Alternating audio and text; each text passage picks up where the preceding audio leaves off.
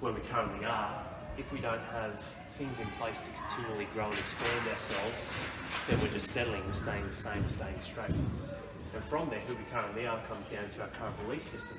A lot of things that actually you touched on then, Dale, you know, people bounce between pain and fantasy. Go from the past into the future. Bounce from the past into the future. Past pain, future fantasy. They're not quite in the present. So the belief patterns that a lot of us can have at times when we're conditioned or we're not looking at open up the scope of who we are is our belief pattern comes off what's happened to us in the past or a fantasy in the future where we're just living but we're not actually filling the gap with something over here. It's a big one to complete the cycle, the difference between taking the right actions in the present moment, what you touched on as well, which is important. So this belief system off the back of what we've been conditioned to believe over the time, what we've been through in our past, which is actually catching up to us in the present because we keep going back there at times, a lot of us do, is ultimately hindering us or is putting in place an existing set of emotions which are what we had back then, but now it's following us through. Even though the navigation of the landscape is changing, like we're not there anymore, are we? We're here and now.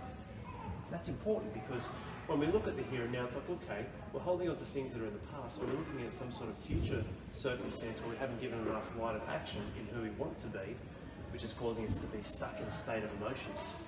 And these emotions are ultimately going to dictate to us what we're thinking, our thoughts every day. We have over 60,000 thoughts a day. That's a lot, isn't it?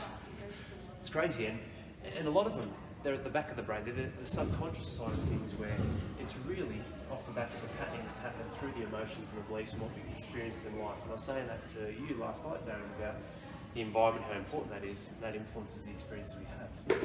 So our belief pattern from what's happened in the past and also what we might think of in the future, which doesn't quite happen because we're not taking the actions we need to get there, is putting us in a state of either worry or concern, which shifts our emotions, our thoughts, and that ultimately dictates the line of actions, what we're going to do, what we choose to do or not do. And that completes the cycle a lot of the time when you're on your own or you're not willing to grow who you currently are. You guys know how we turn into who we want to be? Putting the actions, like taking that idea and making the actions, like breaking down the actions, and like goals, I suppose, or short-term goals. Definitely. And goals towards what? What you want, like what you want to be. And that's the difference. That's what we do here. Like with the identity cycle, goals, who you want to be, comes down exactly what you said then, mate. Reverse engineering the process. Start with actions. Now sometimes you might not know what the right line of action is, because that's where it comes down to either having a coach, a mentor, a group, a tribe, or some sort of level of education, which I'll touch on when it comes to how we apply that with action. But some line of action, instead of necessarily having to think or bring emotions, because feelings are good, but they can be fleeting, they can move, they can disappear all of a sudden, or they can change suddenly with our states.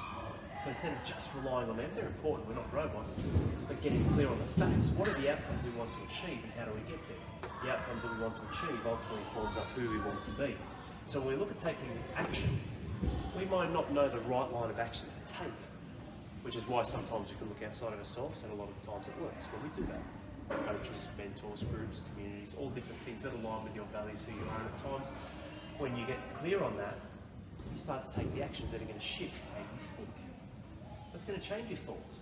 When you think about it, like, you get out, and Darren, for you, for example, like, you align yourself with the environment, you take the action, but all these things, like, tell me, mate, does that roll on into how you think? Oh, definitely. Shifts your thoughts. 100%. Yeah, for sure. I mean, 100% the actions affects your thoughts, yeah, sure. And it's so powerful. And what I was just thinking when Dale said, you know, their actions are get us into who we want to be. It doesn't just affect me, it's everyone around us, family, kids, you know, and it affects everyone. Yeah, that's a good. Around us, close to us. Yeah. Parents, you know, brothers, sisters, everyone.